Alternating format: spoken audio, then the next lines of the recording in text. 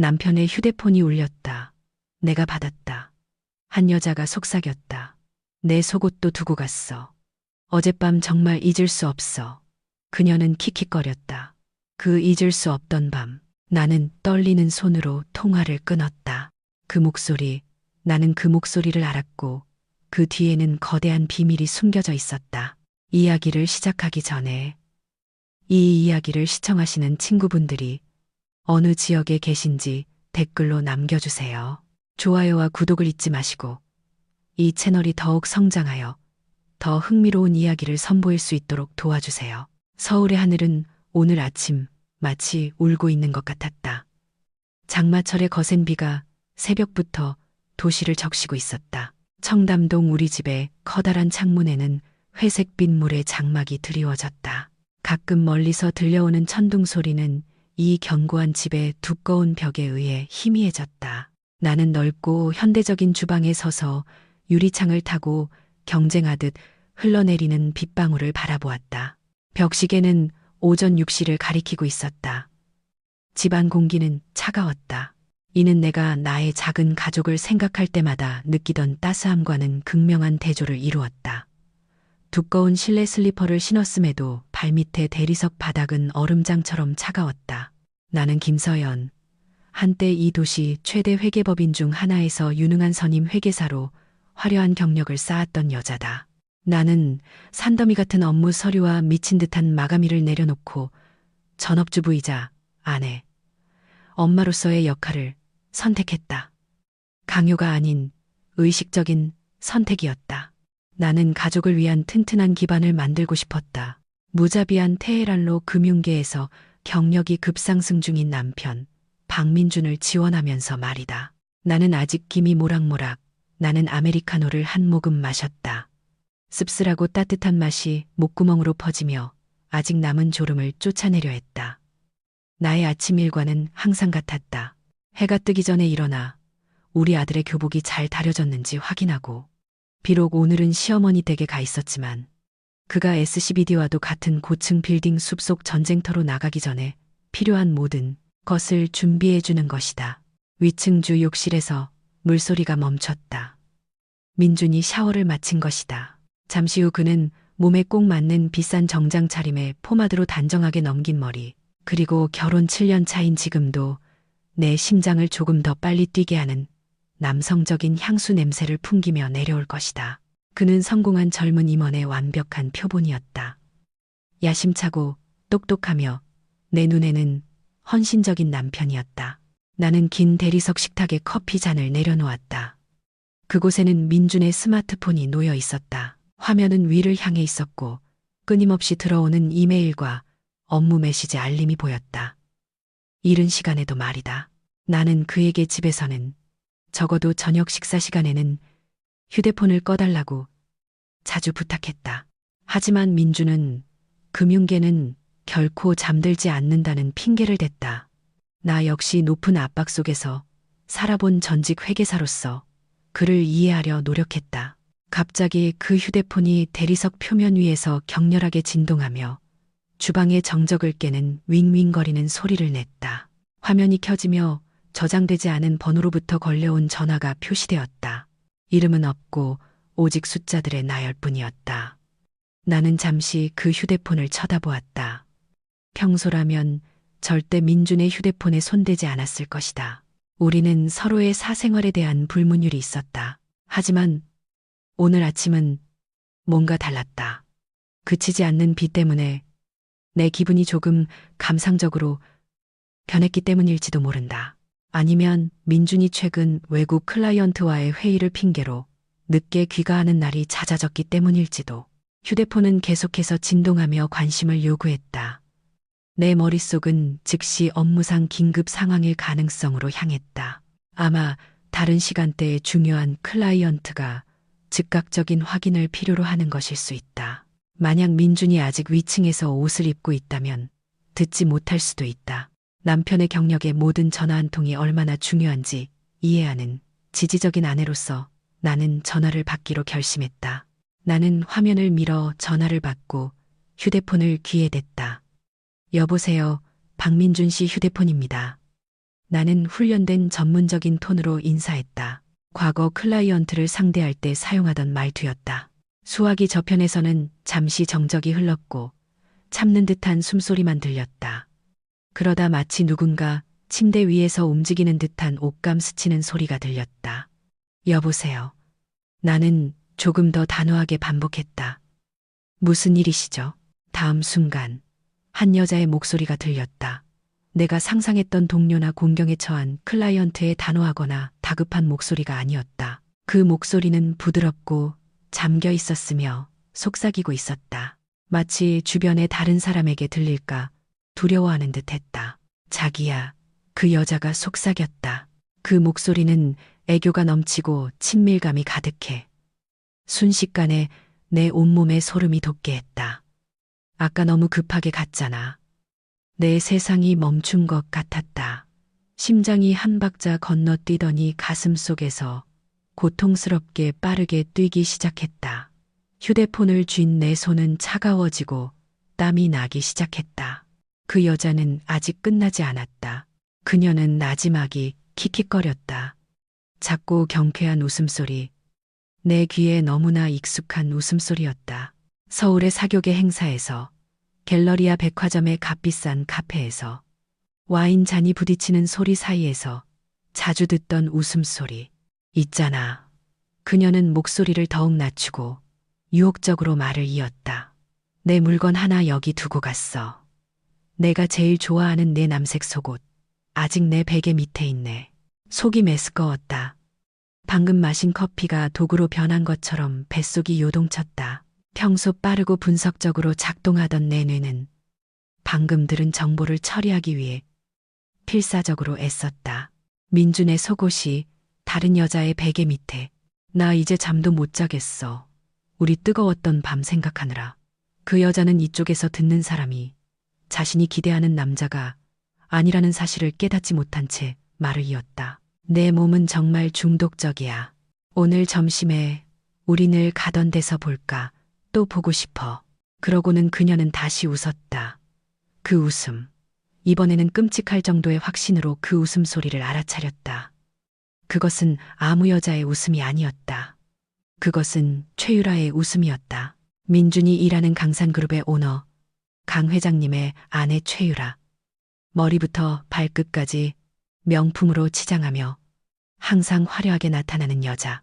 지난주에 청담동 카페에서 내 맞은편에 앉아 라떼를 마시며 남편이 얼마나 바쁜지, 그리고 우리의 우정을 얼마나 소중하게 생각하는지 불평하던 그 최유라. 유라는 내 남편 상사의 아내였고 그녀는 방금 내 남편과 잤다고 고백했다. 밖에서 번개가 거대한 소리와 함께 내리치고 이어 천둥이 울렸다. 마치 우주가 내 안에서 일어나고 있는 붕괴에 맞춰 비명을 지르는 것 같았다. 번갯불이 순간적으로 주방을 비추며 벽에 무서운 그림자들을 만들어냈다. 숨을 쉴 수가 없었다. 마치 방 안의 모든 산소가 빨려나간 것 같았다. 다리에 힘이 풀려 주저앉지 않기 위해 대리석 식탁 모서리를 붙잡아야 했다. 휴대폰은 여전히 내 귀에 붙어 있었다. 비록 수화기 저편의 여자, 유라가 말을 멈췄지만 아마도 그녀의 자기로부터의 응답을 기다리고 있었을 것이다. 무의식적으로 나는 휴대폰을 귀에서 떼고 여전히 켜져 있는 화면을 멍하니 바라보았다. 이름 없는 그 번호는 이제 비웃는 미소처럼 보였다. 심하게 떨리는 손가락으로 나는 통화를 종료하는 빨간 버튼을 눌렀다. 이어지는 정적은 아까의 천둥 소리보다 훨씬 더 고통스러웠다.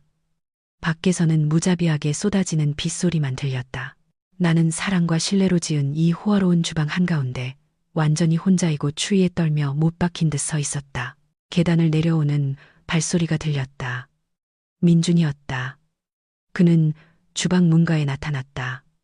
평소처럼 신선하고 잘생긴 모습이었다. 비누향과 비싼 향수가 섞인 냄새가 공간을 가득 채웠다. 그는 나를 보며 미소 지었다. 언제나 내 마음을 진정시켜주던 그 미소. 이제는 내가 본 것 중 가장 사악한 가면처럼 보이는 그 미소. 좋은 아침, 자기야. 그는 아무 일도 없었다는 듯, 내 세상이 방금 종말을 맞지 않았다는 듯 명랑하게 인사했다. 그는 식탁으로 걸어가며 자신의 휴대폰을 바라보았다. 아까 전화 왔었어? 옷 입다가 진동 소리 들었는데 나는 그를 쳐다보았다. 정말로 쳐다보았다. 7년 동안 나와 한 침대를 쓴 남자. 내 아이의 아버지. 이 세상 누구보다 신뢰했던 남자. 그리고 지금 내가 보는 것은 낯선 사람이었다. 멋진 정장 뒤에 숨은 능숙한 거짓말쟁이. 응. 내 목소리는 내 귀에도 낯설고 잠겨 들렸다. 소리치지 않기 위해 그 휴대폰을 그의 얼굴에 던지지 않기 위해 그 거짓 미소를 그의 입술에서 긁어내지 않기 위해 남은 모든 힘을 쥐어짜야 했다. 내 안의 회계사 본능. 압박 속에서도 침착함을 유지하고 반응하기 전에 사실을 찾는 훈련을 받은 내 일부가 고개를 들었다. 히스테리를 부릴 때가 아니었다. 아직은. 누군데? 그가 아무렇지 않게 물으며 휴대폰을 집어 바지 주머니에 넣었다. 그 동작은 너무나 자연스러웠고 비밀을 숨기는데 너무나 익숙해 보였다. 몰라. 나는 창백한 얼굴을 숨기기 위해 억지로 몸을 돌려 커피 머신을 다시 마주하며 말했다. 모르는 번호였어. 받자마자 바로 끊기더라. 아마 잘못 걸었나 봐. 아, 그래? 새벽부터 웬 텔레마케팅이람. 그가 작게 웃으며 말했다.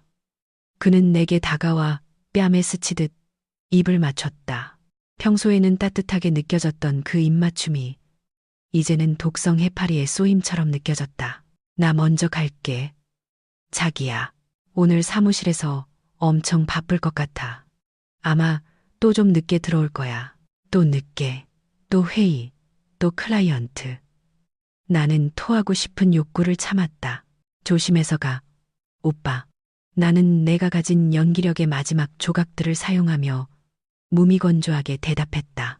그의 발소리가 멀어지고 현관문이 열리고 닫히는 소리, 그리고 빗속을 가르며 멀어지는 그의 차 엔진 소리를 들었다. 그가 떠나자마자 내 방어선은 무너졌다. 나는 차가운 주방 바닥에 주저앉아 무릎을 끌어안았다. 그동안 참아왔던 눈물이 마침내 터져 나왔다. 큰 소리로 우는 것이 아니라 조용하고 거센 흐름으로. 고통은 너무나 물리적이어서 가슴을 정확히 찔렀다. 이 배신은 단순한 바람이 아니었다. 이것은 이중의 배신이었다. 내 남편과 그에게 월급을 주는 남자의 아내. 우리의 사회적, 직업적 관계망에서 가장 신뢰할 수 있어야 할 두 사람이 우리 등 뒤에서 불장난을 하는 독사였다. 나는 눈물로 젖은 얼굴을 들어 다시 창밖을 보았다. 비는 아직 그치지 않았다. 오늘 아침 회색빛 서울 하늘 아래 순진하고 맹목적으로 믿었던 과거의 김서연은 죽었다. 그리고 그 잿더미 속에서 냉철하고 계산적인 회계사가 다시 깨어나기 시작했다. 나는 더 이상 울지 않을 것이다. 나는 진실을 찾아낼 것이다. 모든 진실을. 신사동 가로수길은 항상 독특한 향기를 풍긴다. 비싼 수입 향수 냄새, 근처 막히는 도로에서 나는 희미한 자동차 매연 냄새, 그리고 헛되이 태워지는 돈 냄새가 뒤섞여 있다. 오늘 오후 내가 있는 프렌치 스타일의 카페 안 공기는 너무나 인위적이었다. 최대한으로 가동되는 에어컨에 의해 차갑고 실체보다는 겉모습에 더 신경 쓰는 여자들의 가식적인 대화로 가득 차 있었다. 나는 구석 테이블에 앉아 있었다. 등은 완벽하게 꼿꼿이 세우고 손은 무릎 위에 우아하게 모았다. 나는 오늘 아침 거울 앞에서 2시간을 보냈다. 아침에 있었던 일로 인한 눈물의 흔적이 얼굴에 남지 않도록 확실히 했다. 내 화장은 완벽했다. 지난 며칠 밤 동안 고민하느라 생긴 눈 밑 다크서클을 가려주었다. 아이러니하게도 오늘 아침에야 내 불안의 진짜 이유를 알게 되었으니 말이다. 나는 크림색 실크 블라우스와 스트레이트 핏슬랙스를 입었다. 이 동네에서는 필수 유니폼과도 같은 꾸민 듯 안 꾸민 듯한 우아한 모습이었다. 내 앞에는 최유라가 앉아 있었다.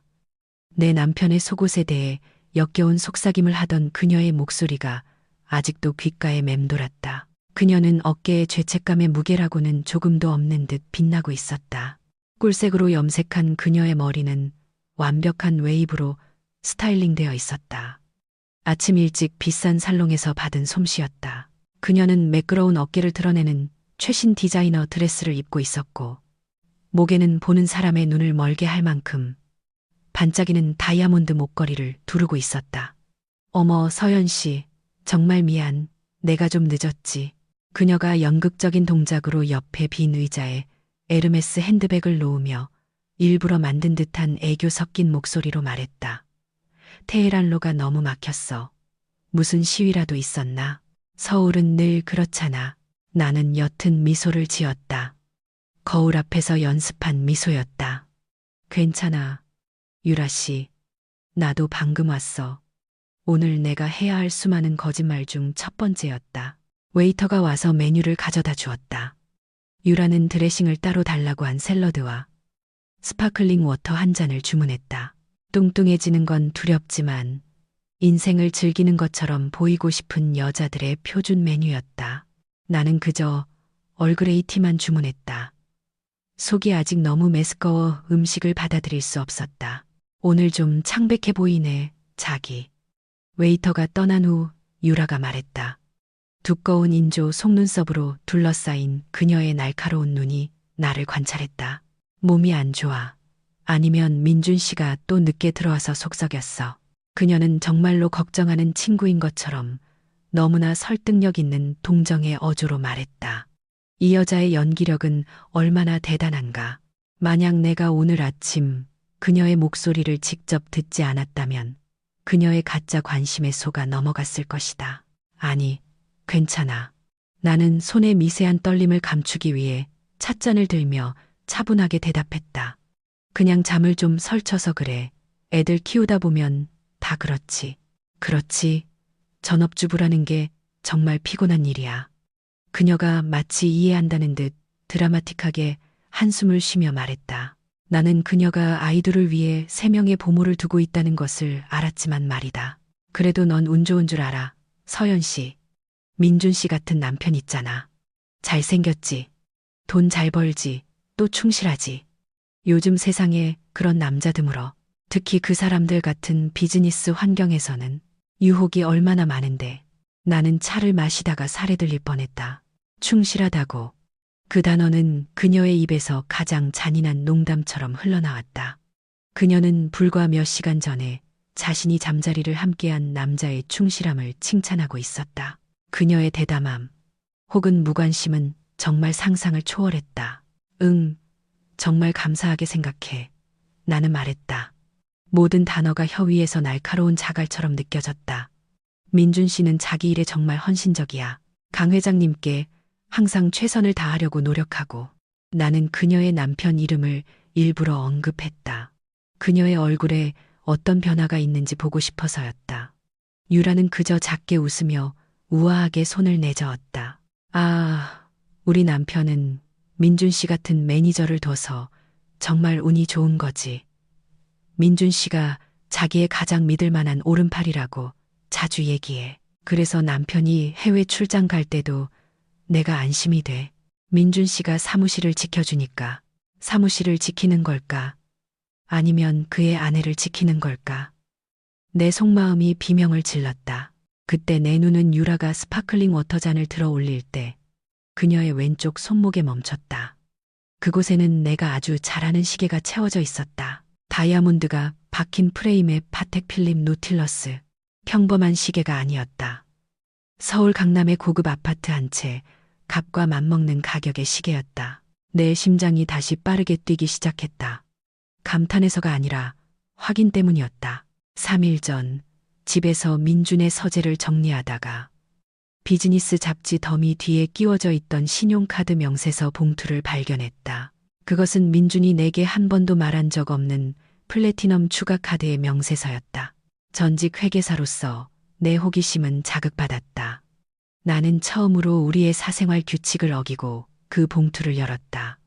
그리고 청구 총액을 보고 눈이 휘둥그레졌다. 수억 원.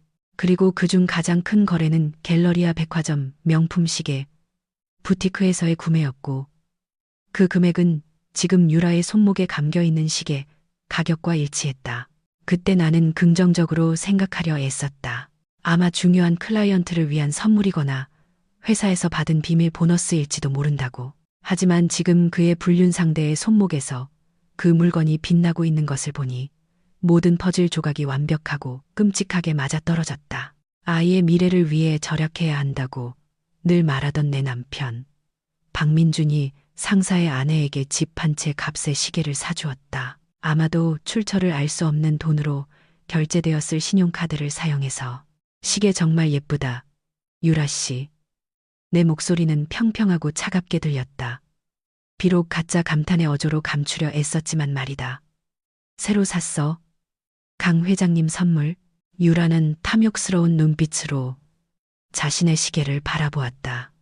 그녀는 손목을 이리저리 돌리며 카페 조명이 작은 다이아몬드들에 반사되게 했다.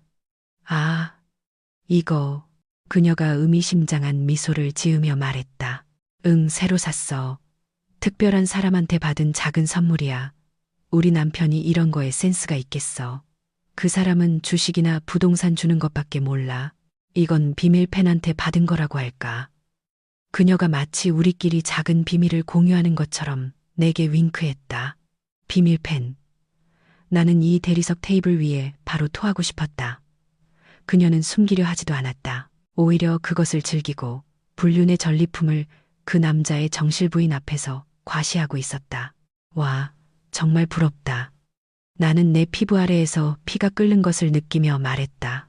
대화는 다른 사소한 것들로 이어졌다. 유라는 다음 달 유럽 휴가 계획, 사모님들 모임의 최신 가십, 그리고 그녀의 사교계 일상이 얼마나 지루한지에 대해 이야기했다. 나는 그저 고개를 끄덕이고 적절한 때에 미소 지으며 안전한 짧은 대답들만 했다. 이 평온한 가면 뒤에서 내 회계사의 뇌는 최고 속도로 작동하고 있었다. 이것은 단순한 욕정으로 인한 불륜이 아니었다. 그 시계는 거액의 돈이 관련되어 있다는 증거였다. 민준이 가져서는 안 될 돈. 아무리 성공한 재무관리자라 하더라도 가족의 현금 흐름에 큰 영향을 주지 않고 그렇게 호화로운 선물을 살 수는 없다. 만약 그 돈이 그의 합법적인 돈이 아니라면 모를까. 내 의심은 아내의 상심에서 전문가의 경계심으로 바뀌었다.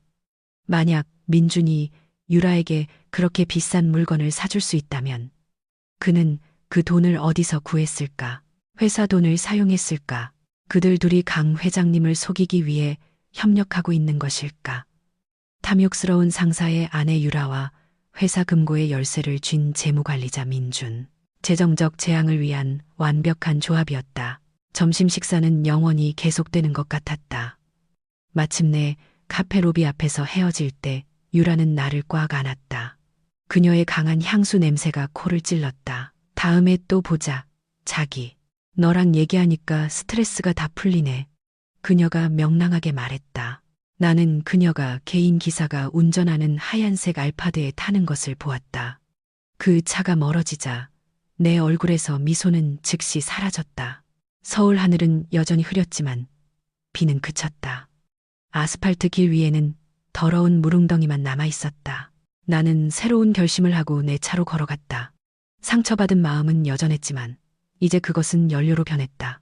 나는 가만히 있지 않을 것이다. 구석에서 오는 희생자가 되지 않을 것이다. 나는 김서연, 내 회사 최고의 감사인이었다. 나는 돈의 흔적을 냈는 법을 안다. 나는 숫자 뒤에 숨겨진 거짓말을 파헤치는 법을 안다. 오늘 밤 민준이 그의 일과 금지된 모험으로 피곤해 깊이 잠들었을 때 나는 내 인생에서 가장 중요한 감사를 시작할 것이다. 내 남편에 대한 감사. 침대 옆 탁상의 디지털 시계는 새벽 2시 15분을 가리키고 있었다. 우리 집은 칠흑 같은 어둠에 쌓여 고요했다. 옆에서 자는 남자의 규칙적인 숨소리만이 정적을 깼다. 나는 옆으로 누워 규칙적인 리듬으로 오르내리는 남편의 등을 바라보았다. 민주는 아무런 부담 없이 너무나 깊이 잠들어 있었다. 커튼 틈으로 새어 들어오는 가로등 불빛 속에서 그의 얼굴은 순수해 보였다. 조금 전 저녁 식사 때 내게 보여주었던 가식 가득한 얼굴과는 너무나 달랐다. 그는 외부 감사 때문에 얼마나 피곤했는지 이야기했다. 하지만 나는 오늘 낮 유라에게서 얻은 정보 덕분에 그 피곤함이 다른 역겨운 활동 때문이라는 것을 알고 있었다. 나는 아주 조용히 한숨을 쉬고 조심스럽게 이불을 걷었다. 발이 차가운 원목 바닥에 닿았다. 마치 내 집에서 도둑질하는 사람처럼 모든 움직임을 신중하게 계산했다. 심장이 빠르게 뛰었다. 들킬까봐 두려워서가 아니라 몸에 퍼지기 시작한 아드레날린 때문이었다. 오늘 밤 나는 더 이상 슬퍼하는 아내가 아니었다. 오늘 밤 나는 다시 법의학 회계사가 되었다. 나는 발끝으로 안방을 나와 거의 들리지 않는 딸깍 소리가 날 때까지 문을 천천히 닫았다. 내 목적지는 분명했다. 아래층에 있는 민준의 개인 서재였다. 서재에서는 오래된 종이 냄새와 커피향 방향제 냄새가 났다. 나는 책상 스탠드를 켰다. 그 희미한 불빛은 밖에서 눈에 띄지 않으면서도 그의 넓은 책상을 비추기에 충분했다. 그곳에는 그의 업무용 노트북이 놓여 있었다. 그의 경력의 생명줄이자 어쩌면 그의 파멸의 증거를 담고 있는 세련된 메탈릭 그레이 색상의 기계였다. 나는 그의 푹신한 사무용 의자에 앉았다. 그가 자신의 왕좌라고 자랑하던 의자였다. 노트북을 열었다. 화면이 켜지며 비밀번호를 요구했다. 민주는 똑똑한 남자였다. 하지만 그는 자신이 건드릴 수 없는 존재라고 느끼는 남자 특유의 오만함도 가지고 있었다. 그는 전업주부인 내가 기술을 이해하지 못하거나 굳이 그의 일을 확인하려 들지 않을 것이라고 생각했다. 우리가 아직 연애할 때 나는 그에게 가장 안전한 비밀번호는 생일과 관련 없는 조합이라고 말해준 적이 있다. 하지만 민주는 습관의 동물이었다. 나는 우리의 결혼기념일과 그의 이니셜 조합을 입력했다. 틀렸다. 우리 아들의 생일을 시도했다. 틀렸다. 나는 잠시 침묵하며 기억을 더듬었다. 그리고 불길한 예감이 스쳐 지나갔다. 떨리는 손가락으로 유라의 생일을 입력했다. 우리가 함께 생일 파티를 한 적이 있어 알고 있는 정보였다. 그리고 그 뒤에 성공이라는 단어를 붙였다. 접근 허용. 역겨움이 다시 명치를 쳤다. 그는 불륜 상대의 생일을 자신의 개인 세계로 들어가는 열쇠로 사용하고 있었다. 얼마나 진부하고 얼마나 고통스러운가. 하지만 나는 그 감정을 떨쳐냈다. 감상에 빠질 시간이 아니었다. 내게는 임무가 있었다. 나는 즉시 노트북에 통합된 메신저 앱을 열었다. 예상대로 가장 위에 VIP 투자자라는 이름으로 고정된 대화가 있었다. 그것을 열자마자 내 눈앞에는 속을 뒤집어 놓는 메시지들이 펼쳐졌다. 음란한 사진들, 달콤한 약속들, 그리고 5성급 호텔에서의 만남 계획들. 그 VIP 투자자는 유라였다. 자기야, 이번 달 송금은 확실해. 내가 원하는 가방 웨이팅 리스트에 올랐단 말이야. 3일 전 유라가 쓴 글이었다. 걱정 마, 예쁘나. 내일 컨설팅 비용 항목으로 처리될 거야. 넌 그냥 긁기만 해. 민준의 답장이었다. 나는 얼어붙었다. 컨설팅 비용. 내 회계사적 본능이 상처받은 마음을 압도하며 번쩍였다. 이 메시지는 단순한 불륜의 증거가 아니었다. 이것은 금융 범죄의 증거였다. 유라는 돈을 요구했고 민준은 회사 항목에서 자금 인출을 약속했다. 이것은 민준의 월급이 아니었다. 이것은 강산그룹의 돈이었다. 나는 즉시 메신저 앱을 닫고 파일 탐색기로 전환했다. 어디를 찾아야 할지 알고 있었다. 민주는 음란한 대화를 숨길 수는 있어도 돈의 흔적을 숨기는 것은 훨씬 더 어렵다. 특히 기업 사기를 파헤치는데 10년을 바친 사람에게는 더욱 그렇다. 나는 깔끔하게 정리된 폴더들을 훑었다. 월간 보고서, 연간 예측, 클라이언트 데이터. 표면적으로는 모든 것이 정상적으로 보였다. 하지만 나는 사기꾼들이 보통 가장 깨끗해 보이는 곳에 시체를 숨긴다는 것을 알고 있었다. 나는 개인 아카이브라는 폴더를 열고 오래된 문서, 빈이라는 하위 폴더로 들어갔다. 하지만 그 폴더의 크기는 5GB의 데이터가 있음을 보여주었다. 무언가 숨겨져 있었다. 나는 숨긴 파일 표시 기능을 활성화했다. 투명한 폴더 하나가 나타났다. 이름은 프로젝트 제니스.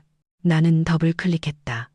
그 안에는 수십 개의 엑셀 스프레드시트와 법률 문서 스캔본이 들어있었다. 나는 현금 흐름, 그림자, 2025라는 이름의 최신 엑셀 파일을 열었다. 숫자들이 화면에 나타났을 때 나는 숨을 멈췄다.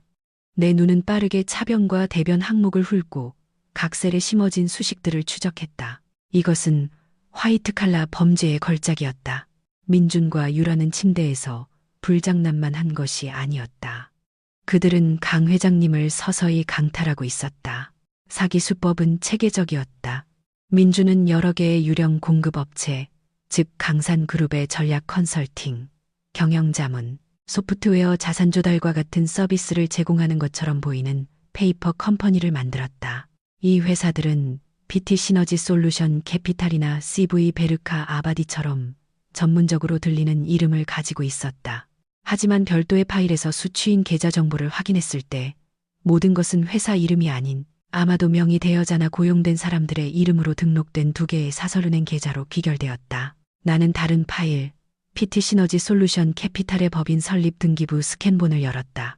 그곳에는 이사 이름이 2년 전 유라를 위해 일했던 운전기사로, 감사는 시골에 사는 민준의 사촌 동생으로 기재되어 있었다. 그들은 매우 치밀했지만 내 눈을 속이기에는 충분하지 않았다. 나는 계산을 시작했다. 시장 분석 서비스 명목으로 2억 5천만 원짜리 청구서 하나, 또 다른 5억 원은 가짜 클라우드 서버 임대료. 이러한 거래는 지난 2년간 거의 매주 발생했다. 나는 스프레드시트에 기록된 총 손실액을 합산했다. 50억, 100억, 200억. 최종 숫자는 충격에 입을 막게 했다. 그들이 횡령한 총 자금은 350억 원을 넘어섰다. 그 돈이 그들의 호화로운 생활 방식을 뒷받침하고 있었다. 유라의 파텍 필립 시계, 민준의 유럽 출장, 민준이 회사 자산이라고 말했던 새로운 스포츠카. 모든 것이 강 회장님의 회사의 피와 땀으로 지불되었다. 내 남편은 단순한 바람둥이가 아니었다. 그는 도둑이었다. 그는 자신을 먹여 살리는 주인의 손을 무는 부패한 자였다. 등골이 오싹해졌다. 하지만 이번에는 에어컨 때문이 아니었다. 나는 내가 시한폭탄을 들고 있다는 것을 깨달았다. 만약 민준이 내가 이것을 본 것을 안다면 그는 무슨 짓이든 서슴지 않을 것이다. 이만한 돈은 사람을 죽일 수도 있다. 하지만 그 두려움은 곧 불타오르는 분노로 바뀌었다. 차갑고 집중된 분노. 그들은 자신들이 똑똑하다고 생각했다. 그들은 영원히 모든 사람을 속일 수 있다고 생각했다. 그들은 크게 착각했다. 그들은 자신들이 배신한 여자가 한때 그녀의 회계법인에서 사냥개로 알려졌던 여자라는 사실을 잊었다.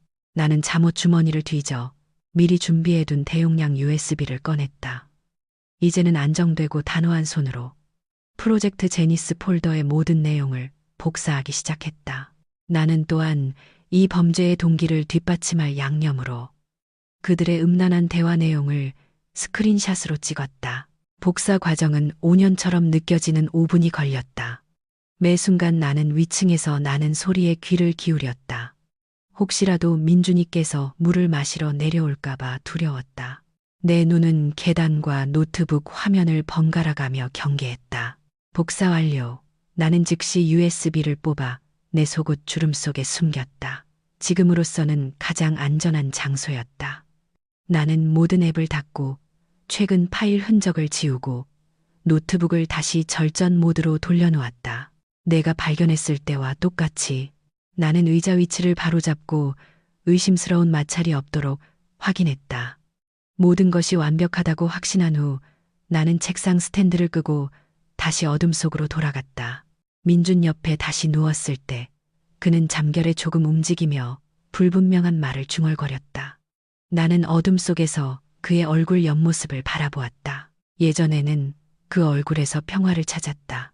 이제 그 얼굴은 작전의 목표물이었다. 잘자, 오빠. 나는 텅 비었지만 날카로운 시선으로 방천장을 바라보며 마음속으로 속삭였다. 오늘 밤 좋은 꿈 꿔. 왜냐하면 곧 내가 너를 영원히 끝나지 않을 악몽 속에서 깨게 해줄 테니까. 그날 밤 나는 다시 잠들지 않았다. 내 머릿속에서는 이미 법의학 감사 보고서 초안을 작성하고 있었다.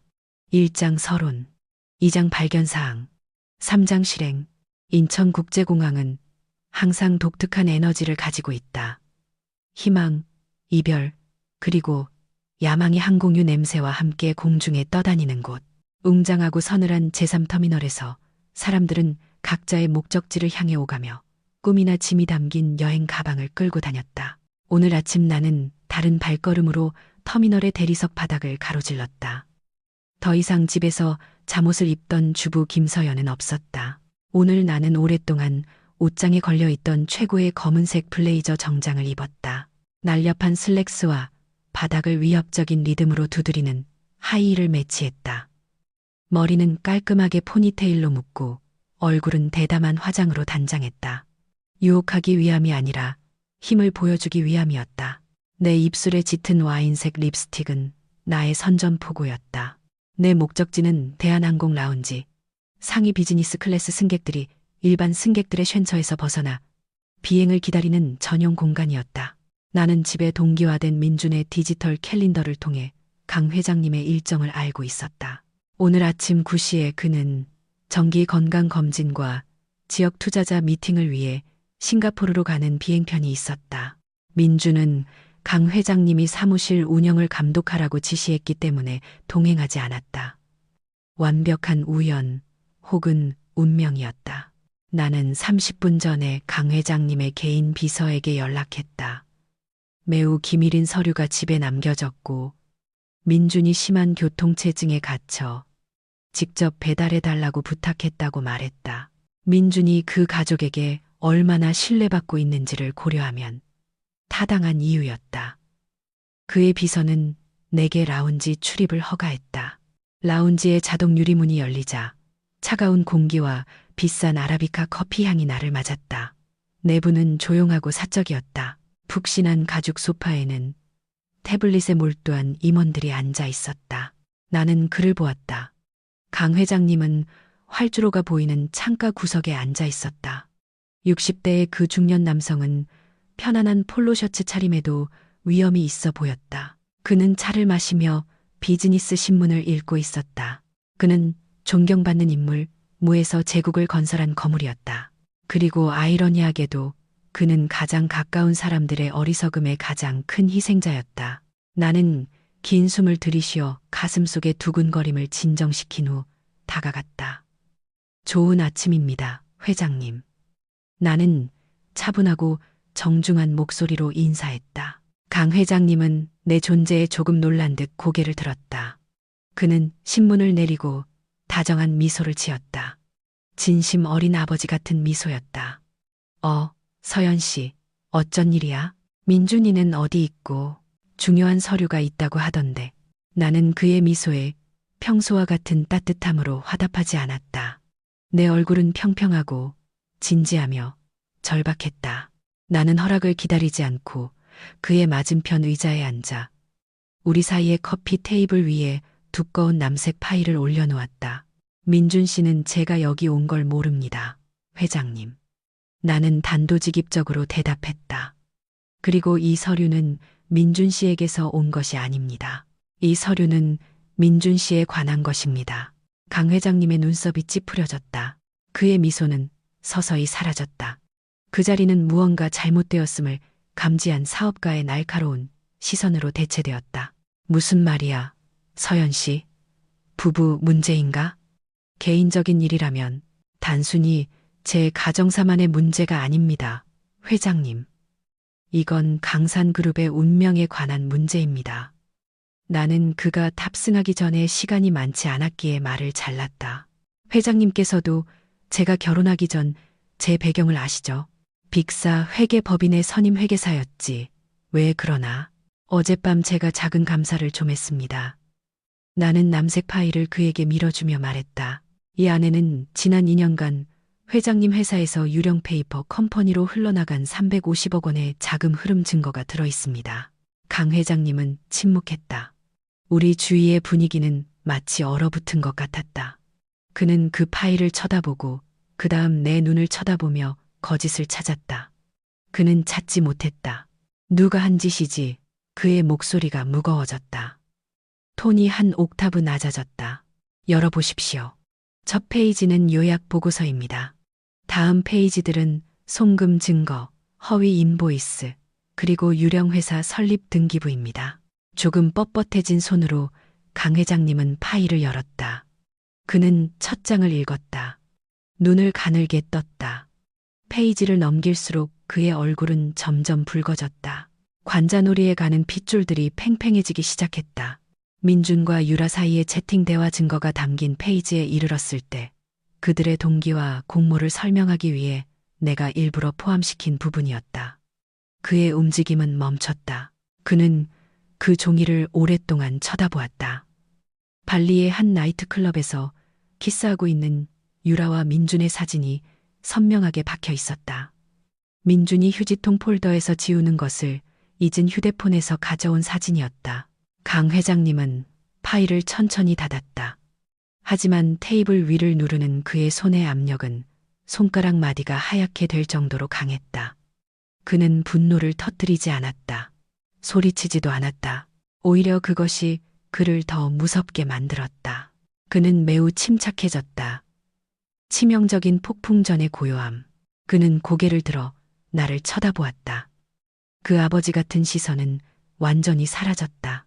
내 앞에는 이제 막 잠에서 강제로 깨어나 자신의 둥지가 약탈당한 것을 발견한 늙은 용이 앉아 있었다. 유라와 민준이. 그가 나지막이 물었다. 그의 목소리는 차가웠고 북극의 바람처럼 뼈를 애는 듯했다. 맞습니다, 회장님.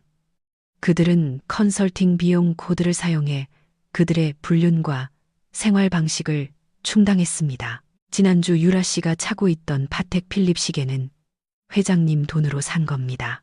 지난달 민준 씨의 유럽 출장은 그들의 로맨틱한 휴가였습니다. 강 회장님은 코로 거친 숨을 내쉬었다.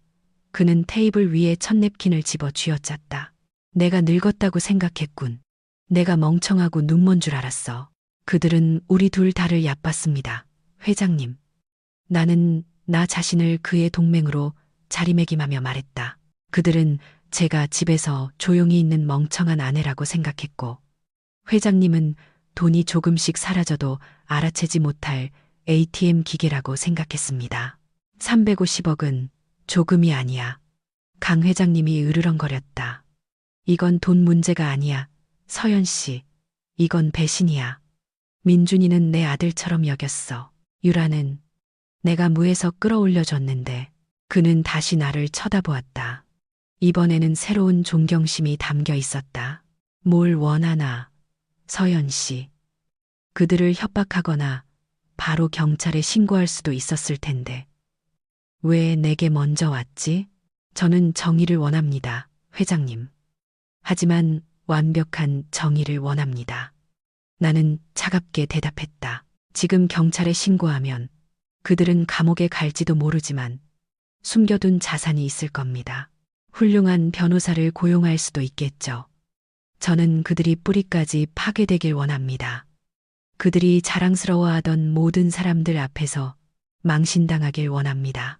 저는 그들이 하룻밤 사이에 모든 것, 재산, 명예, 그리고 자존심을 잃기를 바랍니다. 강 회장님의 입꼬리가 살짝 올라가며 잔인한 비웃음을 형성했다. 그는 천천히 고개를 끄덕였다. 그는 내 사고방식을 마음에 들어했다.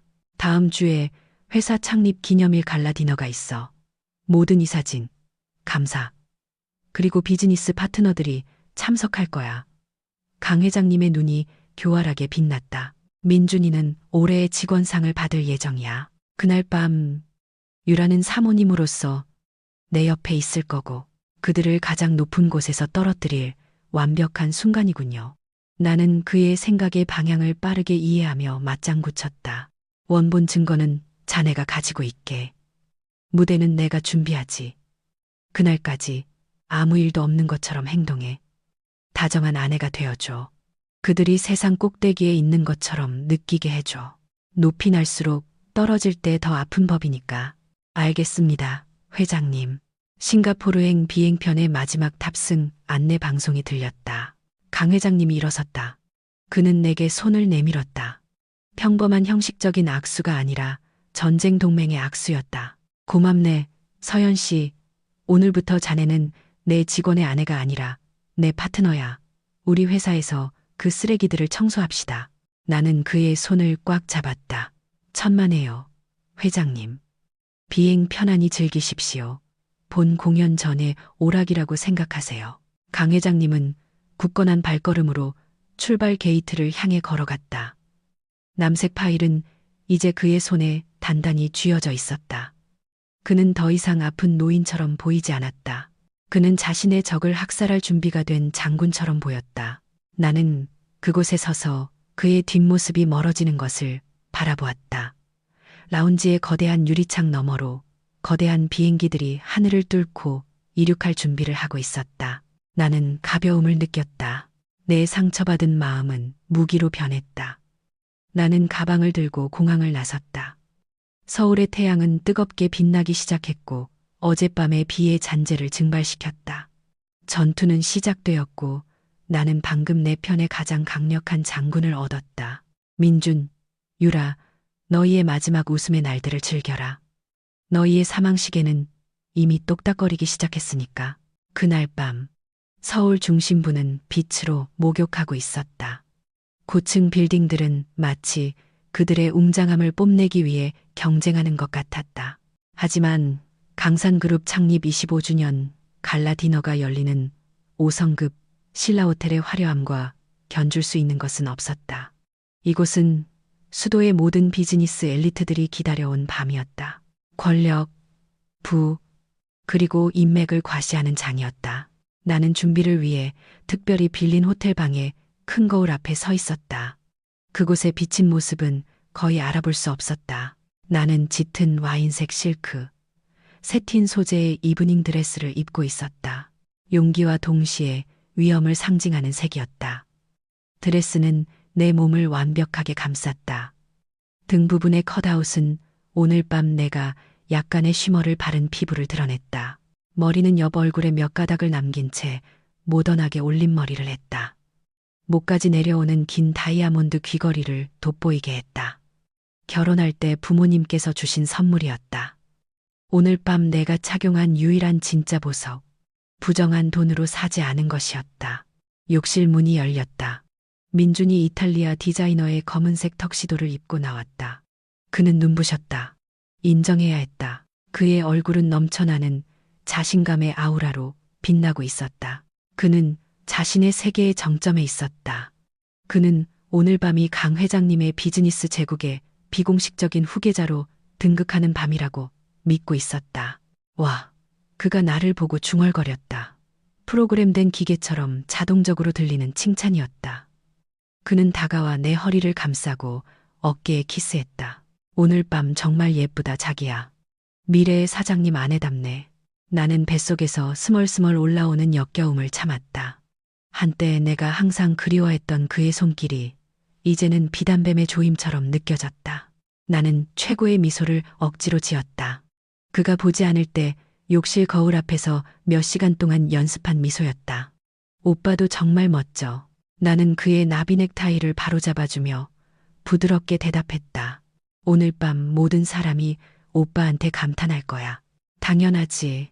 그가 거울 앞에서 자신을 뽐내며 이미 완벽한 머리를 매만지며 거만하게 말했다. 난 이 회사를 위해 열심히 일했어. 강 회장님은 나를 승진시키는 것 외에 다른 선택지가 없어. 다른 자식들은 일 제대로 하는 놈이 하나도 없잖아. 나만이 그의 희망이야. 그의 돈을 훔치며 열심히 일했지. 나는 속으로 냉소적으로 생각했다. 그의 오만함은 정말로 그의 눈을 멀게 했다. 그는 자신이 벼랑 끝으로 걸어가고 있으며 내가 그를 밀어낼 사람이라는 것을 깨닫지 못했다. 우리는 호텔 로비로 내려갔고 비즈니스 및 라이프스타일 기자들의 카메라 플래시 세례를 받았다. 민주는 조화로운 황금 커플로서 우리를 과시하며 내 손을 꽉 잡았다.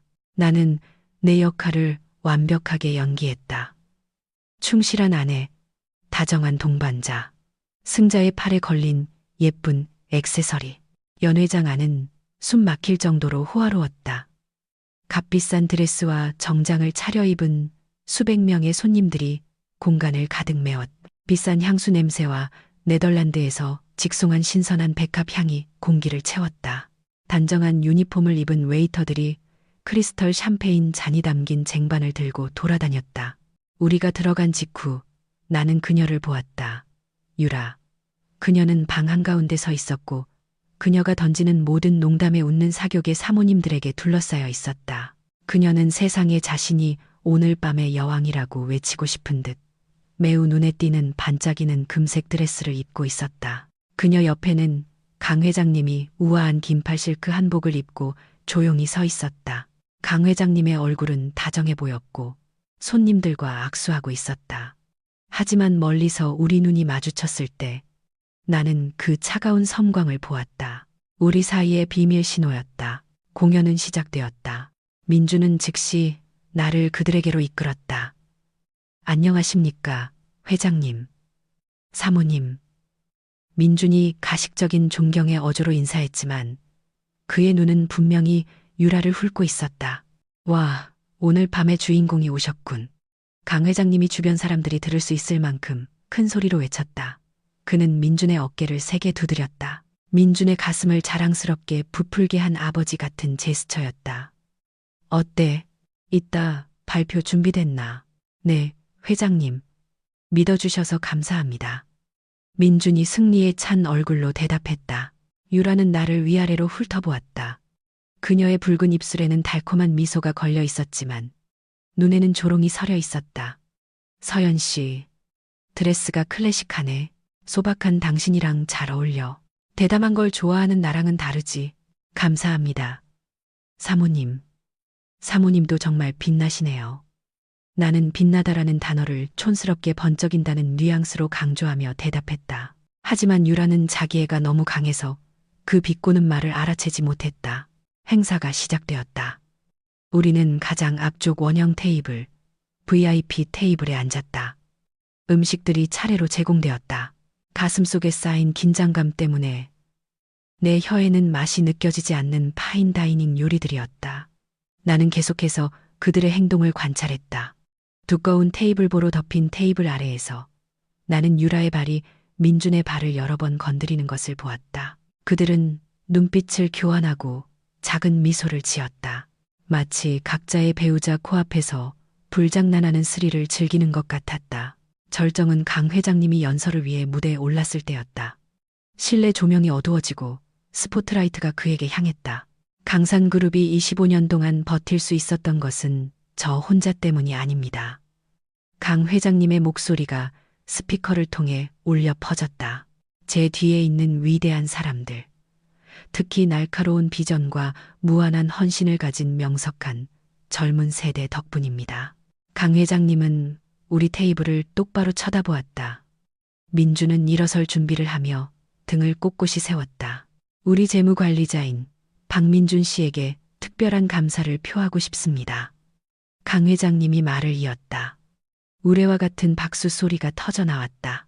민주는 일어서서 정치인 스타일로 손을 흔든 후 만족스러운 얼굴로 다시 앉았다. 올해 민준 씨의 실적은 놀라웠습니다. 그는 다른 사람들이 생각하지도 못했던 효율성을 달성했습니다. 그 효율성이라는 단어의 의미를 아는 것은 나와 강 회장님 뿐이었다. 회사 돈을 개인 주머니로 옮기는 효율성. 그 칭찬은 덫이었다. 강 회장님은 민준을 최대한 높이 띄워 올려 나중에 떨어질 때 뼈가 부서지도록 만들고 있었다. 연설 후 행사는 자유로운 환담 시간으로 전환되었다. 부드러운 재즈 음악이 흘렀다. 민준은 곧 미래의 상사에게 아첨하려는 비즈니스 동료들에게 둘러싸였다. 유라는 화장을 고치겠다는 핑계로 조용한 옆 복도 쪽으로 사라졌다. 얼마 지나지 않아 나는 민준이 휴대폰을 확인한 후 담배를 피우겠다는 핑계로 무리에서 빠져나와 같은 방향으로 걸어가는 것을 보았다. 잠깐 화장실 좀 다녀올게. 좀 어지러워서. 나는 옆자리에 앉은 한 이사의 아내에게 양해를 구했다. 나는 화장실로 가지 않았다. 나는 연 회장의 큰 기둥들 뒤에 숨어 민준의 뒤를 쫓았다. 그들은 옆 발코니 구역으로 향했다. 조용하고 어둑어둑한 샘이 아웃도어 공간이었다. 보통 손님들이 담배를 피우는 곳이었다. 하지만 오늘 밤은 다시 이슬비가 내리기 시작해서 그곳은 비어 있었다. 나는 에어컨이 켜진 실내와 발코니 유리문을 분리하는 두꺼운 커튼 뒤에 멈췄다. 문이 살짝 열려 있어 밖의 소리가 희미하지만 분명하게 들렸다. 나는 휴대폰을 꺼내 음성 녹음 앱을 열고 켰다. 민준과 유라는 큰 화분 그림자 뒤에 숨겨진 발코니 구석에 서 있었다. 민준은 유라의 허리를 껴안고 있었고 유라는 민준의 가슴에 머리를 기대고 있었다. 내 피를 끓게 하는 광경이었다. 미쳤어. 아까 우리 남편이 너 엄청 칭찬하더라. 유라의 목소리가 작은 킥킥거림과 함께 애교 섞여 들렸다. 그 영감탱이는 정말 아무것도 모르나 봐. 너무 순진해. 그는 이제 시대가 끝난 늙은이야. 민준이 거만하게 맞장구 쳤다. 그의 손은 유라의 등을 어루만지고 있었다. 이제 내 차례야. 내가 완전히 통제권을 잡으면 우리가 숫자를 조작하기가 더 쉬워질 거야. 그 유령 프로젝트는 시작에 불과해. 근데 다음 주에 약속한 건? 유라가 다그치듯 물었다. 당연하지. 발리행 티켓은 확보해놨어. 네가 원한 대로 퍼스트 클래스로. 화요일에 출발이야. 강 회장님이 일본 투자자랑 미팅하느라 바쁠 때 난 롬복에 자산 실사하러 간다고 말해놨어. 돈은 어제 오후에 싱가포르 계좌로 들어왔어. 20억. 거기서 일주일 동안 흥청망청 쓰기엔 충분할 거야. 나중에 부족하면 내가 새 인보이스 하나 만들면 돼. 쉬워. 어머, 너한테 더 반하겠어. 똑똑하고 대담하고 통도 크고 내 짠돌이 남편이랑은 달라. 촉촉한 키스 소리가 들렸다. 나는 숨을 참았다. 손가락 마디가 하얗게 될 정도로 휴대폰을 꽉 쥐었다. 이 녹음, 이것이 그들에 관해 박힐 마지막 못이었다. 도주 계획, 데이터 조작, 그리고 훔친 돈의 흐름에 대한 직접적인 자백. 조금만 참아, 자기야. 그들의 입술이 떨어진 후 민준이 다시 말했다. 조금만 더 참으면, 때가 되면 내가 서연이하고 이혼할게. 걔는 너무 지루해. 집안일밖에 몰라. 너처럼 도전적인 매력이 없어. 눈물 한 방울이 흘렀다.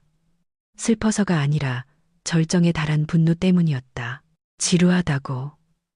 이제부터 네 인생이 얼마나 흥미진진해질지 보게 될 거야, 박민준. 나는 녹음 시간이 충분한지 확인한 후 저장하고 즉시 클라우드와 강 회장님의 개인 번호로 백업 사본을 보냈다. 나는 천천히 뒤로 물러나 심장이 격렬하게 뛰는 채로 파티의 소란 속으로 다시 들어갔다. 이 가식 가득한 가면 무도의 한가운데서 나는 그들을 파괴할 가장 정직한 무기를 막 손에 넣었다. 재즈 음악은 여전히 감미롭게 흘렀고 손님들의 웃음소리는 여전히 울려 퍼졌다. 하지만 내게는 그 모든 것이 민준의 경력과 인생에 대한 장송곡처럼 들렸다. 그날 밤 나는 마치 화장을 고치고 온 것처럼 상쾌한 얼굴로 테이블로 돌아왔다. 10분 후 민준이 담배 냄새와 희미한 여자 향수를 셔츠에 묻히고 돌아왔을 때 나는 그에게 미소 지었다. 내가 지어준 가장 달콤하고 가장 위험한 미소였다. 오래 걸렸네. 오빠. 내가 물었다. 응, 옛날 클라이언트 만나서 얘기가 길어졌어. 그가 태연하게 대답했다. 거짓말이 숨쉬는 것처럼 그의 입에서 쉽게 흘러나왔다. 아, 잘 됐네. 좋은 관계 유지는 중요하지. 나는 그의 잔에 생수를 따라주며 말했다. 혹시 알아? 다음 주에 그 사람들 도움이 필요할지. 민주는 내 말에 약간 혼란스러워하며 미간을 찌푸렸지만 지금은 자존감이 너무 높아 의심하기에는 바보 같다고 여기는 아내를 곧 무시했다. 그는 다음 주에 클라이언트가 아니라 변호사가 필요할 것이라는 사실을 몰랐다. 월요일은 서울 하늘을 잿빛으로 우울하게 만들며 찾아왔다. 먹구름이 강남 테헤란로의 SCBD 지역 위로 낮게 드리워져 있었다. 마치 강산타워 40층에서 곧 터질 폭풍을 반영하는 듯했다. 민주는 불타는 열정으로 아침 일찍 나섰다.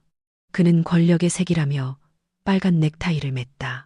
가기 전에 그는 내 이마에 키스하며 말했다. 기도해줘, 여보. 오늘 강 회장님이 긴급 이사회를 소집했어.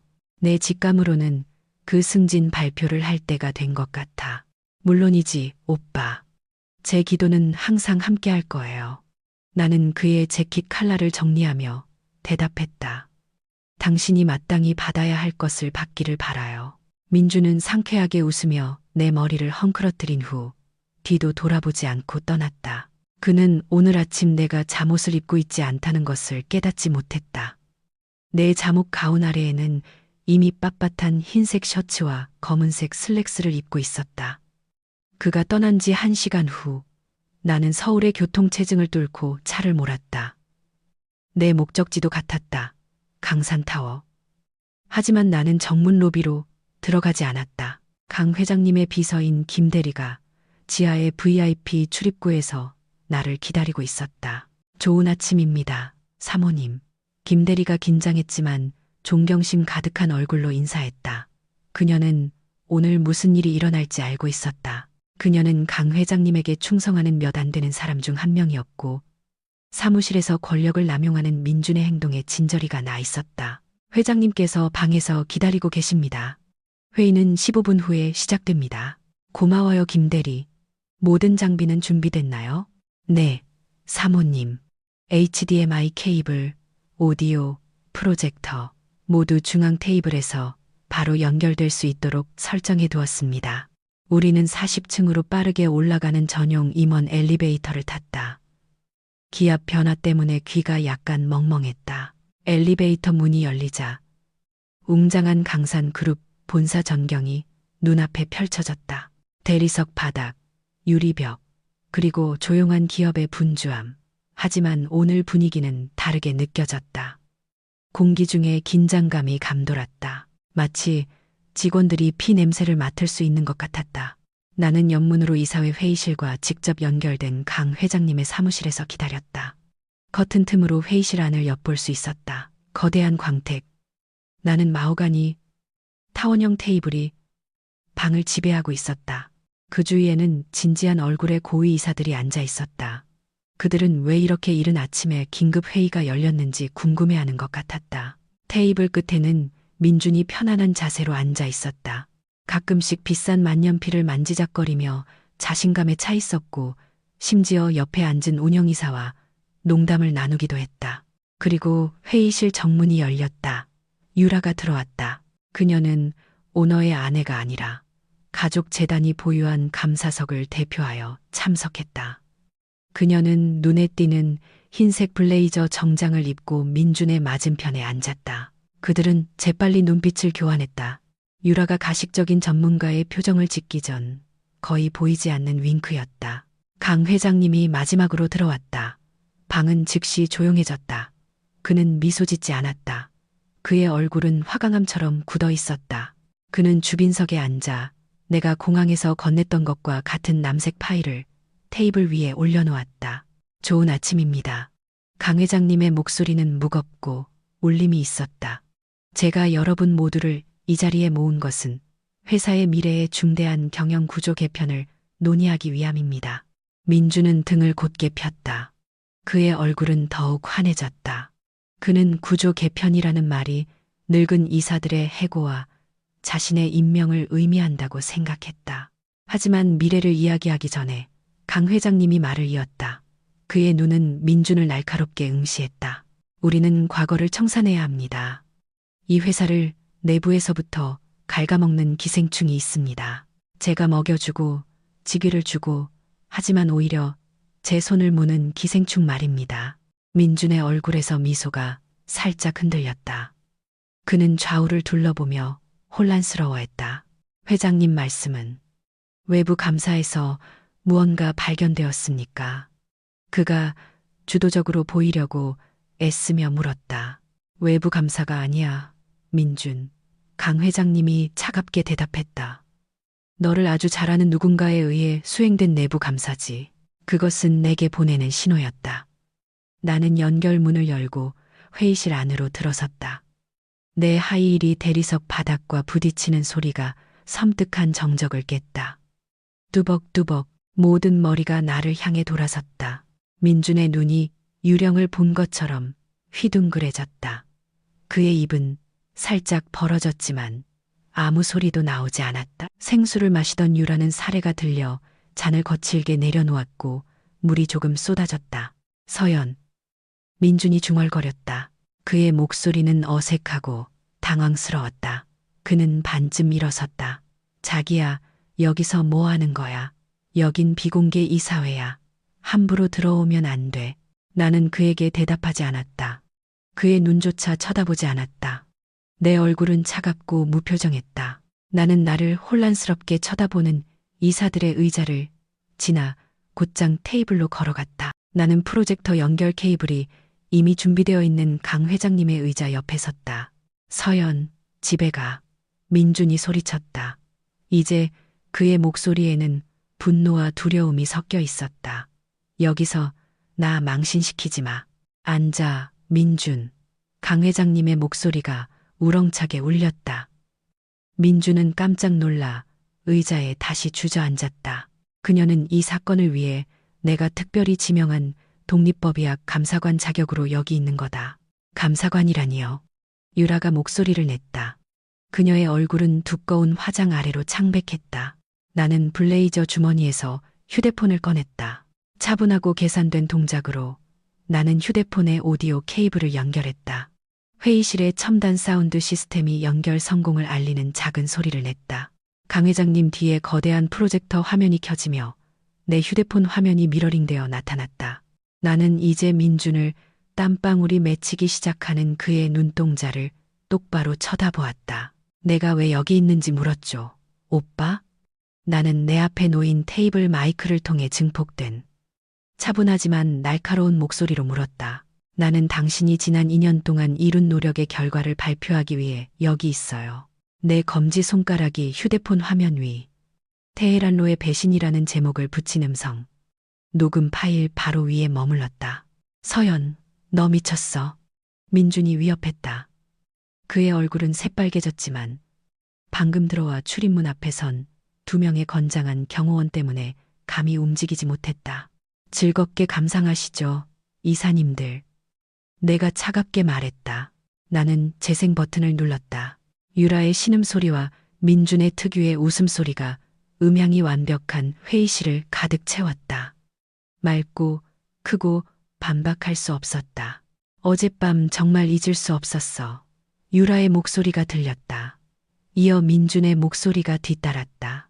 조금만 참아, 자기야. 때가 되면 내가 서연이하고 이혼할게. 걔는 너무 지루해. 고위이사들의 얼굴은 경악과 혐오로 변했다. 그들은 서로 속삭였다. 유라는 두 손으로 얼굴을 가렸다. 그녀의 몸은 심하게 떨렸다. 민준은 뜨거운 조명 아래 녹아내리는 밀랍 인형처럼 보였다. 창백하고 망가졌으며 무력했다. 하지만 나는 아직 끝나지 않았다. 그 서막의 녹음이 끝난 후 나는 다음 파일을 열었다. 자금 흐름도 이것은 단순한 불륜이 아닙니다. 나는 마치 전문적인 비즈니스 발표를 하는 것처럼 설명했다. 이것은 박민준 씨와 최유라 씨 소유의 유령 회사인 BT 시너지 솔루션 캐피탈로 횡령된 350억 원의 자금 흐름도입니다. 프로젝터 화면에는 붉게 빛나는 숫자 데이터들이 표시되었다. 그들의 탐욕에 대한 반박할 수 없는 증거였다. 회의실은 이제 더 이상 비즈니스 토론의 장이 아니었다. 민준과 유라의 경력에 대한 사형 선고가 내려지는 법정이었다. 그리고 그들이 지루하다고 불렀던 아내인 내가 판사이자 집행관이었다. 계속할까요? 나는 답을 알면서도 강 회장님께 물었다. 강 회장님은 천천히 고개를 끄덕였다. 그의 눈은 치명적인 시선으로 민준을 쳐다보았다. 끝장내게. 녹음 소리가 마침내 멈추고 그 역겨운 신음과 웃음의 메아리가 차가운 회의실 공기 중에 남았다. 뒤이은 정적은 이 고층 빌딩의 콘크리트보다 더 무겁게 느껴졌다. 아무도 감히 숨을 쉬지 못했다. 모든 사람의 눈 이사들, 비서, 그리고 회의록 작성 직원은 이제 사형 선고를 기다리는 죄수처럼 보이는 테이블 끝에 두 인물에게 고정되어 있었다. 나는 강 회장님 옆에 꼿꼿이 서 있었다. 내 손에는 방금 내 남편의 명성에 대한 대량 살상 무기가 된 휴대폰이 여전히 쥐어져 있었다. 심장은 긴장해서가 아니라 그들의 반응을 보며 솟구치는 아드레날린 때문에 격렬하게 뛰고 있었다. 7년 동안 내 옆에서 잠들었던 남자, 박민준. 테헤란로의 금융 왕자라고 항상 자부하던 그 남자는 이제 비참해 보였다. 오만함으로 가득 차 빛나던 그의 얼굴은 이제 종이처럼 창백했다. 옥수수 알만한 식은땀이 이마에 맺히기 시작하며 그의 완벽한 포마드 헤어스타일을 망가뜨렸다. 입술은 떨렸고 소리 없이 움직였다. 마치 엄청난 충격으로 뇌와 입의 연결이 끊어진 것 같았다. 한편 사교계의 여왕 유라는 더 처참해 보였다. 그녀는 여전히 두 손으로 입을 막고 있었다. 눈은 아직도 그들의 도난 자금 흐름도를 보여주는 프로젝터 화면을 멍하니 응시하고 있었다. 그녀가 항상 쓰고 있던 아름다움과 우아함의 가면은 완전히 금이 갔다. 그녀는 더 이상 존경받는 회장님의 아내가 아니었다. 그녀는 그저 바람 피우다 들키고 도둑질한 여자일 뿐이었다. 저건 조작이야. 유라가 갑자기 귀를 찢는 듯한 날카로운 목소리로 침묵을 깨며 소리쳤다. 그녀는 떨리는 검지로 내 얼굴을 가리켰다. 핏빛으로 칠해진 그녀의 긴 손톱은 마치 발톱처럼 보였다. 저 여자 거짓말하는 거야. 나한테 질투해서 저러는 거라고. 저 목소리는 편집된 거야. 김서연은 미쳤어. 정신병자야. 나는 조금도 동요하지 않고 그녀를 평평하게 쳐다보았다. 조작이라고요? 내 목소리가 마이크를 통해 명확하게 울려 퍼졌다. 지난 11월 12일 당신의 개인 운전기사 명의 계좌로 5억 원을 송금한 것도 조작인가요? 최유라 씨. 이 은행 거래 내역은 제가 회사 토큰과 연결된 박민준 씨의 업무용 노트북에서 직접 가져온 겁니다. 나는 휴대폰 버튼을 눌러 프로젝터 화면의 슬라이드를 바꿨다. 이제 유령 회사 PT 시너지 솔루션 캐피탈의 통장 사본과 법인 등기부가 선명하게 나타났다. 그곳에는 이사 이름이 유라의 전 운전기사로 명확히 기재되어 있었다. 그리고 이것은 나는 화면의 숫자들을 가리키며 말을 이었다. 총 350억 원입니다. 시흥 공장 개발에 사용되었어야 할 돈이 파리의 부티크와 마카오의 카지노로 흘러들어갔습니다. 고위 이사들 사이에서 공포에 찬 수군거림이 들리기 시작했다. 그들은 역겨움, 분노, 그리고 배신감을 느꼈다. 민준, 이거 설명해봐. 민준의 멘토였던 운영이사, 박 부장님이 소리쳤다. 자금은 인허가에 묶여 있다고 했잖아. 네가 혼자 다 처먹었구나. 민준은 그 호통에 깜짝 놀라 움찔했다. 그는 동맹을 찾으려 좌우를 둘러보았지만 우호적인 눈빛은 단 하나도 없었다. 그는 마침내 나를 쳐다보았다. 그의 시선은 한때 나를 항상 녹였던 애원하는 조작적인 시선으로 변했다. 그는 의자에서 일어나 비틀거리며 내게 다가오려 했다. 서연아, 자기야. 내 말 좀 들어봐. 그가 떨리는 목소리로 말했다. 그의 손이 나를 잡으려는 듯 뻗어나왔다. 이건 집에서 얘기하자. 응. 여기서 말고 네가 오해한 거야. 저건 전부 최유라 아이디어였어. 난 강요당했을 뿐이야. 협박당했다고. 유라는 민준의 배신에 히스테릭하게 비명을 질렀다. 이 개자식, 네가 나를 꼬드겼잖아. 네가 내 남편 멍청하다고 했잖아. 책임 전가하지 마. 이 비겁한 놈아. 이 신성한 이사회 회의실에서 벌어진 그들의 싸움은 정말 비참하면서도 만족스러운 광경이었다. 궁지에 몰린 두 마리의 쥐가 살아남기 위해 서로를 물어뜯고 있었다. 조용. 강 회장님의 목소리가 다시 우렁차게 울렸다. 이번에는 단단한 나무 테이블에 주먹을 내리치는 소리가 동반되었다. 쾅. 분위기는 즉시 다시 조용해졌다. 유라는 조용히 흐느꼈다. 마스카라가 번져 뺨을 더럽혔다. 민주는 방 한가운데서 얼어붙었다. 악어의 눈물이 그의 눈꺼풀에 고이기 시작했다. 강 회장님이 천천히 일어섰다. 그는 아내인 유라를 쳐다보지 않았다. 그의 눈은 민준에게 똑바로 향해 있었다. 내가 너를 평사원에서 키웠다. 민준. 강 회장님이 말했다. 그의 목소리는 낮았지만 날카롭게 찔렀다. 내가 너에게 석사 학비를 대줬고 누구보다 빨리 승진시켰다. 오늘 이 자리에서 너를 위해 이사직까지 준비했었지. 그런데 이게 내 보답이냐? 내 아내와 자고 내 회사를 강탈해? 회장님, 용서해 주십시오. 회장님, 제가 미쳤었습니다. 민준이 갑자기 차가운 대리석 바닥에 무릎을 꿇었다. 그 광경은 너무나 비굴했다. SCBD의 왕자가 이제 자비를 구걸하며 무릎을 꿇고 있었다. 돈은 다 갚겠습니다. 회장님, 평생 제 월급을 깎으셔도 좋습니다. 제발 저를 해고하지 말아 주십시오. 회장님, 경찰에 신고하지 말아 주세요. 제 경력이 망가집니다. 회장님. 나는 강 회장님의 발치에 엎드린 내 남편의 정수리를 내려다보았다. 한때 나는 이 남자를 매우 존경했다. 그의 노력을 칭송했다. 하지만 지금 이렇게 자존심 없이 있는 그를 보니 남은 사랑은 흔적도 없이 증발했다. 차가운 연민만이 남았다. 내 경력은 네가 내 신뢰를 배신하기로 결심한 첫 순간부터 이미 망가졌어. 강 회장님이 차갑게 대답했다. 그는 테이블의 인터콤 버튼을 눌렀다. 경호팀 들어오세요. 로비에서 기다리는 손님들도 모시고 오고 회의실의 이중문이 활짝 열렸다. 4명의 건장한 경호원들이 들어왔고 그 뒤를 경찰 제복을 입은 세 남자가 따랐다. 민준의 얼굴은 창백함에서 잿빛으로 변했다. 그는 자신의 인생이 끝났다는 것을 알았다. 박민준 씨와 최유라 씨, 경찰 중 한 명이 체포영장을 들고 앞으로 나서며 말했다. 우리는 기업 자금 횡령, 사기, 그리고 자금 세탁 혐의로 신고를 받았습니다. 추가 조사를 위해 경찰서까지 동행해 주셔야겠습니다. 여경이 다가와 팔을 잡자 유라는 히스테릭하게 비명을 질렀다. 내가 누군지 몰라? 난 이 건물 주인의 아내야. 여보, 나 좀 도와줘요. 가만히 있지 말라고. 난 당신 아내잖아. 강 회장님은 몸을 돌려 창문을 바라보았다. 자신의 등을 찌른 여자의 얼굴을 보고 싶지 않은 듯했다.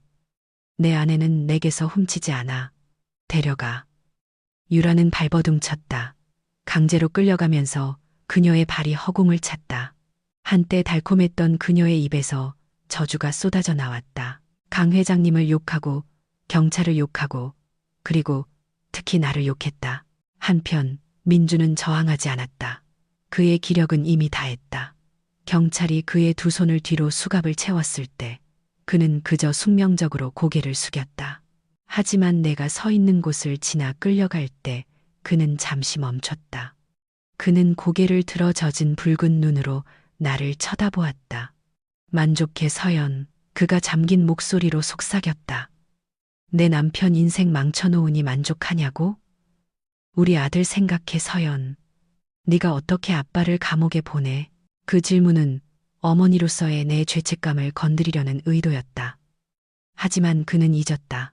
그가 우리 아들의 교육비를 그의 불륜 상대 에르메스 가방을 사는데 썼을 때 그는 아들을 생각하지 않았다. 나는 그의 눈을 뚫어지게 쳐다보았다. 내 얼굴은 무표정했다. 내가 당신 인생을 망친 게 아니야, 오빠. 당신이 다른 여자를 위해 바지 지퍼를 내리고 당신의 탐욕을 위해 회사 금고를 열었을 때 당신 스스로 망친 거야. 아들 걱정은 마. 도둑 아빠라는 본보기 없이 더 잘 자랄 테니까. 내 말은 그를 정통으로 찔렀다. 그는 더 이상 대답할 수 없었다. 경찰이 그의 등을 밀어 걷게 했다. 다음 순간은 강산그룹의 모든 직원들에게 영원히 기억될 순간이었다. 회의실 문은 활짝 열려 있었다. 민준과 유라는 큐비클의 유리벽으로 가득 찬 긴 복도를 지나 끌려 나갔다. 소란을 들은 직원들이 복도 양옆에 모여 있었다. 항상 턱을 들고 거만한 걸음으로 걷던 박민준 부장이 이제는 고개를 숙이고 손에 수갑을 차고 경찰에게 양옆이 끼인 채 걸어가고 있었다. 그동안 그가 위협했던 수백 명의 부하 직원들의 속삭임과 놀란 시선이 그를 임원용 엘리베이터가 아닌 화물용 엘리베이터로 향하는 걸음을 따라다녔다. 그것은 가장 잔인한 수치의 행진이었다. 그가 거짓된 이미지로 수년간 쌓아올린 명성은 순식간에 먼지가 되어 무너졌다. 회의실의 분위기는 여전히 긴장되어 있었다. 문이 닫히고 유라의 비명소리가 멀리 사라진 후 강 회장님은 회의 테이블을 향해 돌아섰다. 그의 얼굴은 피곤했고 10년은 더 늙어 보였지만 눈에는 안도감이 서려 있었다. 오늘 회의는 이것으로 마치겠습니다. 그가 나지막이 말했다. 김서연 씨를 제외하고 모두 자리에 남아주세요. 다른 이사들은 정중하게 고개를 끄덕인 후 나가기 전에 한 명씩 나와 악수했다. 그들의 시선에는 경애와 감탄이 섞여 있었다. 그들은 그곳에 서 있는 여자가 단순히 상처받은 아내가 아니라 수십억의 손실에서 회사를 구한 전문가라는 것을 알았다. 감사합니다, 김 이사님. 분석이 정말 날카로웠습니다. 박 부장님이 나와 악수하며 속삭였다.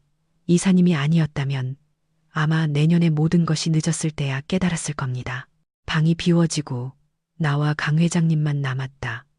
그는 큰 창가로 걸어가 잿빛 서울 풍경을 바라보았다. 끝났습니다, 회장님. 내가 조용히 그의 쪽으로 다가가며 예의 바른 거리를 유지하며 말했다. 아니, 서연 씨. 이건 청소의 시작일 뿐이야. 그가 돌아보지 않고 대답했다. 내 변호사가 유라와의 이혼 소송과 회사 손실을 보전하기 위해 박민준의 모든 자산을 압류하는 민사 소송을 준비하고 있네. 자네도 준비해야 할 거야. 무엇을 준비해야 합니까? 회장님, 강 회장님이 나를 평가하는 눈빛으로 돌아보았다. 자네 남편이 남긴 혼란을 수습할 준비, 재무이사 자리가 비었어. 그리고 나는 이 건물에서 자네 외에는 아무도 믿지 않아. 자네가 파헤쳤으니 자네가 정리해. 용기가 있나? 그 제안이 공중에 떠 있었다. 재무이사. 민준이 평생 꿈꿔왔던 자리. 그가 더러운 방법으로 쫓았던 자리. 그리고 이제 그 자리가 그가 멍청하고 지루하다고 여겼던 그의 아내인 내게 제안되었다. 나는 유리창에 비친 내 모습을 바라보았다. 약했던 김서연은 그날 아침 주방에서 죽었다. 지금 서 있는 김서연은 방금 두 거인을 무너뜨린 여자였다. 나는 옅은 미소를 지었다. 명확한 근로계약서와 제 아들을 위한 전액 교육 지원이 필요합니다, 회장님. 강 회장님이 작게 웃었다. 오늘 그의 첫 웃음이었다. 그게 내가 아는 김서연이지. 내일 아침까지 초안 준비해두게. 3개월 후 40층 유리창 너머로 보는 서울은 달라 보였다. 맑고 푸른 하늘이 구름 한 점 없이 펼쳐져 있었고 아침 햇살을 받아 반짝이는 테헤란로의 콘크리트 숲을 덮고 있었다. 더 이상 폭풍우도 잿빛 구름도 없었다. 날씨는 마치 내 인생의 새로운 단계를 축하하는 것 같았다. 나는 넓은 마호가니 책상 뒤 푹신한 허먼 밀러 인체 공학적 가죽 의자에 앉아 있었다. 이 방은 은퇴한 전 재무이사의 방이었다. 민준이 그토록 차지하고 싶어 했던 방.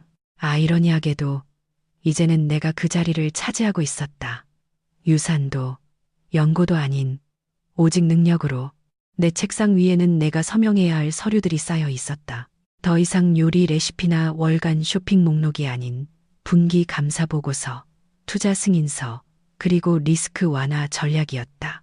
내 이름이 책상 위 금색 명패에 선명하게 새겨져 있었다. 김서연, 씨, AK, CA, 최고 재무 책임자, CFO. 나는 몽블랑 만년필을 집어들고 손가락에서 느껴지는 묵직함을 느꼈다. 이상했지만 또한 매우 자유로운 느낌이었다. 3개월 전 내 손은 다른 여자의 신음소리를 들으며 휴대폰을 쥔 채 떨고 있었다. 오늘 내 손은 대한민국 최대 기업 중 하나의 재정을 확고하게 통제하고 있었다. 문에서 노크 소리가 나 내 상념을 깨뜨렸다. 들어오세요. 내가 단호하게 대답했다. 문이 열리고 내 새로운 비서인 유능한 젊은 여성이 카페라떼와 몇 개의 파일이 담긴 쟁반을 들고 들어왔다. 좋은 아침입니다, 이사님. 커피 나왔습니다. 평소처럼 설탕은 반만 넣었습니다. 그리고 법무팀에서 방금 들어온 서신이 몇 통 있습니다. 그녀가 정중하게 말했다. 고마워요, 리사 씨. 그냥 거기에 두세요. 내가 미소 지으며 말했다. 나는 법무팀의 파일을 집어들었다. 내가 기다리던 것이었다. 민준과 유라의 사건 진행 보고서. 파일을 열고 요약을 읽었다. 입가에 옅은 미소가 번졌다. 부패 및 횡령 사건에 대한 법원의 판결이 이틀 전에 내려졌다. 민준은 수감 기간을 제외하고 징역 8년을 선고받았다. 세금과 회사 관련 요소가 있었기 때문에 국가 손실을 배상할 의무도 추가되었다. 유라는 민준과 함께 주도적인 역할을 한 것이 입증되어 7년형을 선고받았다. 그 이상으로 내 이혼 절차는 지난주에 최종 마무리되었다. 법원은 내 모든 요구를 받아들였다. 아들의 양육권은 전적으로 내게 주어졌고 결혼 기간 동안 구입한 모든 자산은 강 회장님의 손실을 보전하기 위해 압류되었다. 우리가 살 곳으로 간신히 지켜낸 부모님께서 물려주신 작은 집을 제외하고는 민주는 정말로 모든 것을 잃었다. 그는 중년의 나이에 자유의 몸이 되었을 때 그를 기다릴 수십억의 빚을 진 가난한 이혼남으로 감옥에 들어갔다. 유라 역시 마찬가지였다. 강 회장님은 불륜과 범죄 행위에 관한 혼전 계약서 조항 때문에 한 푼의 재산 분할도 해주지 않고 그녀와 이혼했다. 사교계의 여왕은 이제 에어컨도 하인도 비싼 스킨케어도 없는 교도소의 얇은 매트 위에서 자는 법을 배워야 했다. 업보는 실제했고 그는 손에 계산기를 들고 찾아왔다. 내 휴대폰이 진동했다. 어머니로부터 메시지가 왔다. 알카가 학교 그림 그리기 대회에서 상 탔어. 엄청 좋아하네. 오늘 저녁에 몇 시에 들어오니? 네가 좋아하는 된장찌개 끓여놓을게. 나는 빠르게 답장했다. 와, 우리 아들 대단하다. 6시에 퇴근하도록 노력할게요, 엄마. 너무 무리해서 끓이지 마세요. 사랑해요, 엄마. 민준이 떠난 후, 아니 더 정확히는 우리 삶에서 쫓겨난 후 집안 분위기는 오히려 훨씬 더 따뜻해졌다.